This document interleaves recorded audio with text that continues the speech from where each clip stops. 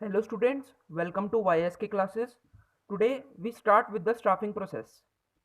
So get ready. First step is estimating the manpower requirements. It is first step in the staffing process which is very important one.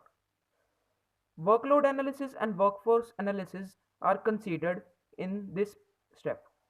Workload analysis which means how much workers are required and workforce analysis means how much workers are already working. Workload analysis जो होता है उसमें हमें पता चलता है कि कितने वर्कर्स हमें रिक्वायर्ड हैं ऑर्गेनाइजेशन में किसी भी टास्क को करने के लिए. Not only how much workers are needed but also of what type. मतलब अगर हम फॉर एग्जांपल लेते हैं कि मार्केटिंग मैनेजर है, उसको किस तरह के वर्कर्स चाहिए जो दूसरे पर्सन को स्टिमुलेट करेंगे कि हमारा प्रोडक्ट खरीद लो, रेदर देन वो अकाउंटेंसी में फ्लुएंट होंगे. वही अगर हम फाइनेंस मैनेजर है, उसको किस तरह के वर्कर्स चाहिए होंगे जो अकाउंटेंसी में अच्छे हों, जो एनालिसिस अच्छा कर सकते हैं और जो ऑर्गेनाइजेशन की ग्रोथ एंड डेवलपमेंट जो सिटिंग जॉब होती है वो जो कर सकते हैं, वो फाइनेंस मैनेजर को ही चाहिए होंगे. इसलिए हम एक दूसरे पे एक्सचेंज ऑफर नहीं रख सकते. सीधी बात ये है.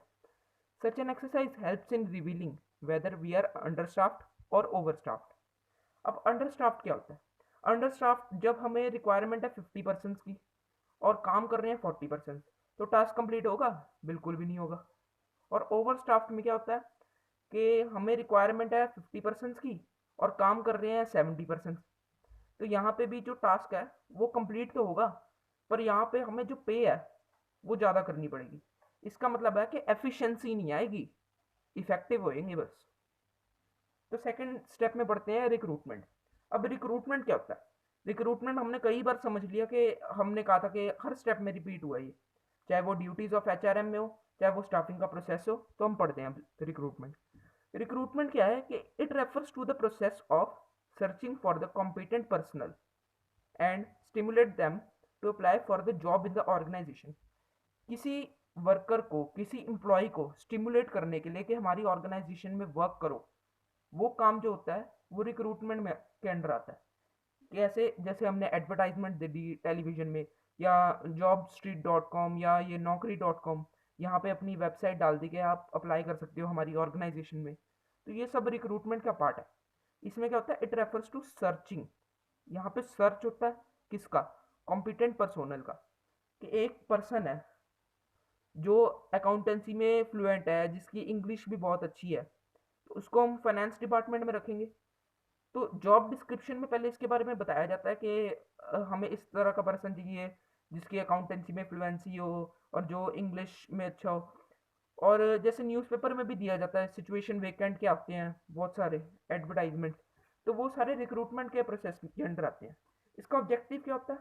To create a pool of the prospective job candidate.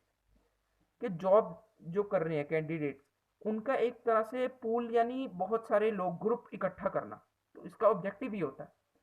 अब दो सोर्सेज से हम ये रिक्रूटमेंट करते हैं. एक होता है इंटरनल रिक्रूटमेंट और एक होता है एक्सटर्नल रिक्रूटमेंट.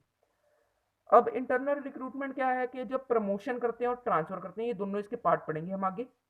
और एक्सटर्नल रिक्रूटमेंट जैसे एडवर्टाइजमेंट दे दी टेलीविजन में, या हमने किसी भी वेबसाइट पे अपनी वेब पब्लिशिंग कर दी, इस तरह से.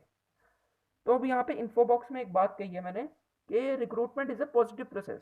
1 मार्क्स में अगर पूछा जाए कि recruitment is a dash process, तो recruitment is a positive process.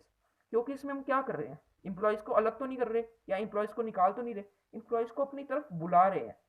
तो जब इंप्लॉयज़ को बुला रहे हैं मतलब स्टिमुलेट कर रहे हैं हम उनको कि हमारी ऑर्गेनाइजेशन में आओ, हमें अपना बायोडाटा दो और यहाँ पे हम आपको सिलेक्ट करेंगे. तो रिक्रूटमेंट क्या है? एक पॉजिटिव प्रोसेस है. यहाँ पे किसी को निकाला नहीं जा रहा. ठीक है, इसलिए रिक्रूटमेंट एक पॉजिटिव प्रोसेस है.